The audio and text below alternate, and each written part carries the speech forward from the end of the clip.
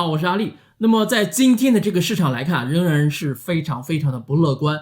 但是呢，我仍然是满仓的狗狗币啊，稍微有一点点加仓啊。那么给大家看一下这个截图。那么今天的视频呢，分为3个部分。第一部分呢，是我今天超级想跟大家说的一些话啊，大家一定要仔细去听好。那么第二部分呢，我们来看一下高盛对比特币和以太坊它未来的一个判断啊。那么第3部分我们回顾一下2017年的历史啊，那么有一些经验性的小故事啊。那么我这个第3点呢，是从微博用户江卓尔这个博主那里看到的啊，因为我觉得这个小故事呢是非常的有参考性的这个意义啊。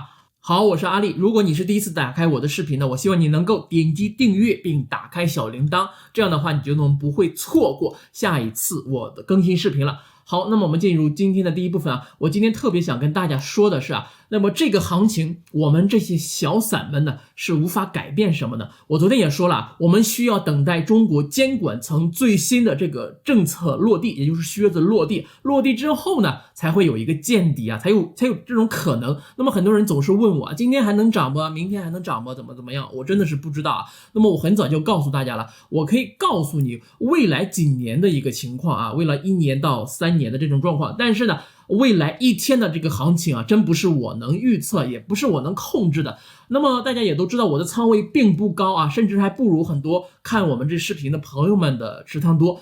那么我要是能够控制这个狗狗币的走势啊，我一定会让狗狗币马上就到1美元。可惜我做不到，无能为力啊。那么做不到的事情，我们必须要认清这个现实。既然你无法改变，那就干脆躺平了。那么我前面视频也讲过了，我已经躺平了，对吧？那么我只有少量的资金能补一点点的仓位，这也是其实这个你躺平了之后啊，随便他们怎么来怎么跌，这也是保护自己最好的一个方法。那么我现在劝大家一定要有一个善良不伤害别人的心啊。那么最近国内大连他有一个人因为比特币合约爆仓了，他就开着自己的车去撞向这个斑马线上的这行人，由于场面呢太过于血腥啊，我在这里就不放图片了，大家可以自行去网上去搜索一下这个事件。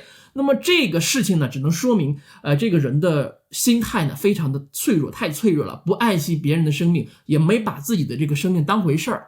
那么其实说白了，这就是一个怂货，输了钱其实没有什么大不了的，对吧？那么只要你的人还在，那么你怎么样不能够东山再起呢？何苦为难别人，去伤害别人的生命呢？所以我在这里再一次奉献所有的朋友，一定要珍惜自己的生命，远离合约。如果说你做合约的话，你可能瞬间就失去了一切。那么你如果拿住现货，你输掉的呢，可能只是时间。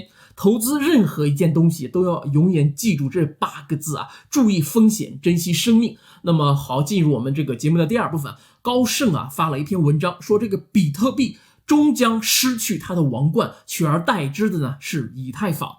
然后他这个阐述了很多种的理由，说以太坊的这个潜力非常的大。那么高盛表示啊，以太坊系统支持智能合约，并为开发者提供创建新应用的这种方式。那么目前大多数去中心化的这个金融啊，就是 DeFi， 那么它的应用呢都是建立在以太坊的这个链上，这个网络上。那么大多数不可替代币啊 NTF 它也是使用以太坊来购买的。那么与比特币相比呢，以太坊的这个交易量更大。那么随着以太坊在 DeFi 和 NFT 的这个使用中啊越来越广泛，那么以太坊将在应用加密技术方面呢建立自己的先发的优势。那么高盛呢，他也给出了最近市场下跌的这个原因，关于他们自己的一个判断啊。他们说最近是因为这个机构投资者的参与度有所放缓。那么他们是怎么知道的呢？他们说这个加密货币 ETF 的流入这个市场的资金减少了，而取代币呢是层出的不穷，这暗示了市场再度被散户所主导。那么这是高盛给出来的一个非常重要的一个原因啊，我相信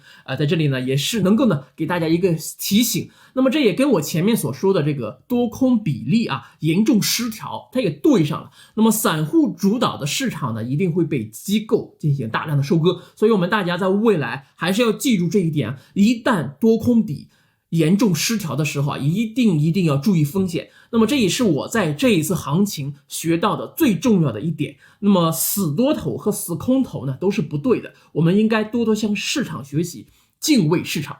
高盛还认为啊，这种从机构到散户的转变正加大市场出现大跌的可能性。那么目前市场的高波动性将持续下去，直到加密货币拥有独立于价格之外的潜在真实经济用途，那么这将开启加密货币的新时代。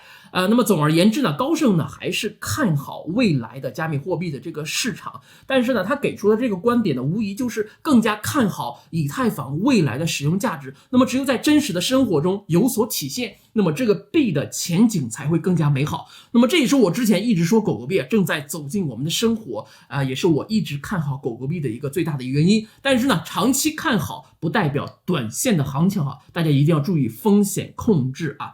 那么好，我们进入这个节目的第3部分。根据微博博主江卓尔的信息2017年9月15日下午，就是说在这个2017年9月4号这个大暴跌之后的11天之后，那么9月15号下午，北京市互联网金融风险专项整治工作小组办公室，那么它就简称整治小组，约谈了北京地区各虚拟货币平台负责人，那么要求各个的交易平台最晚应该于当日的24点前发布公告，明确停止所有虚拟货币交易的最终时间，立即停止新用户注册，并制定无风险清理清退方案。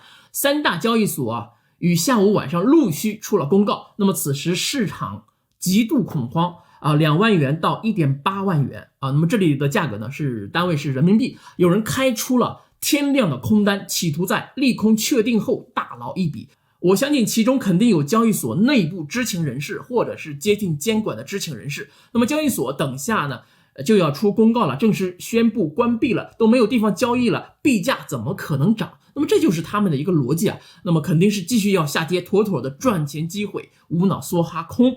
那么币价后面的走势怎么样？到底跌了多少呢？它就没有跌了，这个市场呢是非常的出乎意料。15日晚上 1.8 万呢就是比特币最低的价格了。那么当晚开启了狂暴的大牛市，3个月内从 1.8 万涨到13万。那么之前我在视频里面也讲过9月4号暴跌之后，然后一直持续到9月15号，这个靴子落地之后，到当年的12月份，比特币到达了2万元的这个最高点。那么这个故事告诉我们什么呢？这个机构呢，它也是有踏空的时候因为这个机构的背后它也是人跟我们一样都是活生生的人。那么只要是人呢，就有贪婪的本性，人性里面这个贪婪是很难控制的。如果说你能够控制住自己的这个人性，再加上更多的后天的这个学习的能力以及独立思考的这个能力，那么我相信你的人生应该不会太差。那么我说这么多的意思呢，就是我希望我们的观众每个人都能够培养自己独立思考的能力。